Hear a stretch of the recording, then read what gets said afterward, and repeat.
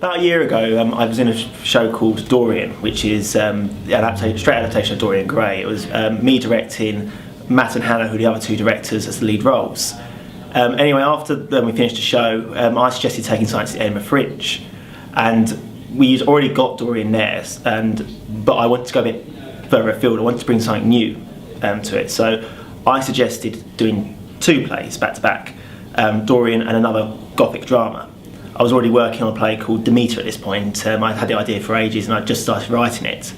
And it was Juggins who came up to me and said, okay, two plays are good, how about we do three plays that all interlink into one another? I'm terribly sorry, Basil. I didn't realise you had anyone with you.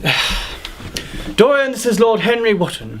Henry, this is Mr. Dorian Gray. Now, if you'll be so kind, Henry, I hate to be short, but I do want to get this painting done today. So Deimos basically is a three-part show all about fear.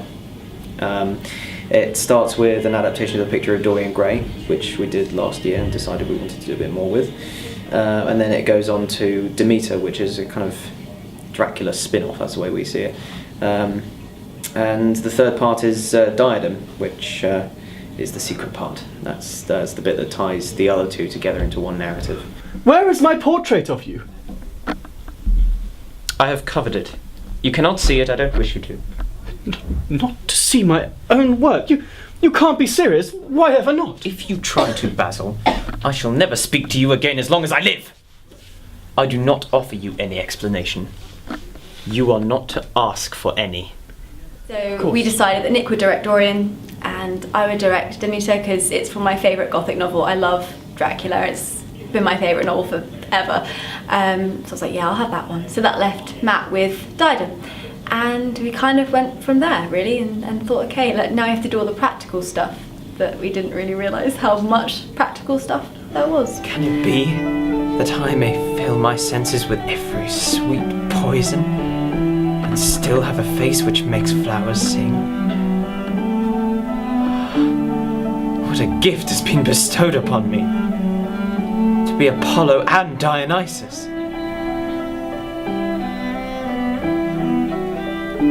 One thing above all is clear. No one can ever see you again but me. Okay, pause it there, guys. I would like to give notes now before we go on to the next scene, just so that it's all cleared away. Grab a seat, please. Come in. I am the organiser because both the boys are creatives at heart. Although I'm creative, they are creative, but they forget things like, to rehearse we need a venue, or actually, how are we getting the props up to Edinburgh? All these little tiny things that they don't really think about because they're thinking about, the play.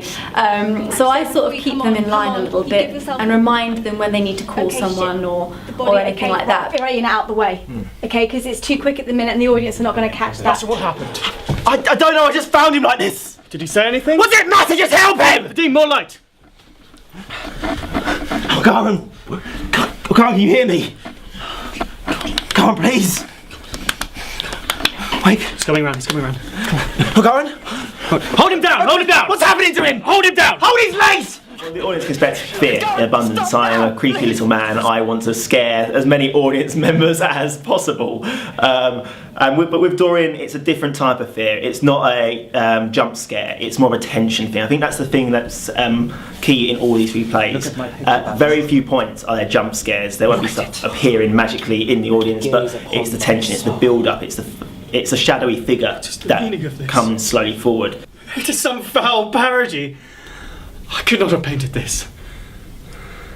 It is the face of a satyr. It is the face of my soul. So you've got Dorian Gray, which is your drama. It's a guy who decides, I can't possibly get old, which is something I think people can really relate to nowadays, and his downward spiral and how he gets corrupted by the people around him. And there is that element of love in there. It's a bit of a love story for people who enjoy that type of thing, but it is very tense and very brooding drama. And then you've got Demeter, where people are getting picked off one by one. More your typical horror, I guess, in a way. Not too jumpy, but there is a constant tension with that. And they're stuck in the middle of nowhere. They can't really run away because there's just ocean around them. And then you have Diadem, which kind of links those two stories together. In a way that I can't possibly tell you because then I'd have to kill you. This ship is all I have left. No one is going to take that away from me, not even you. Well, I hope they can expect a few surprises from Diadem. I'm really hoping that they're not going to see it coming, what happens in that. Because it's not exactly obvious how Dorian and Demeter fit together. And with regard to the other two, yeah, in Dorian they can just expect to see, lots of drama, and then Demeter they can expect to be scared shitless, hopefully, because that's quite sort of horror-y and nasty. And then in Diadem, that's more of a sort of thriller, so I guess, yeah, just a few good twists and excitement to finish it off.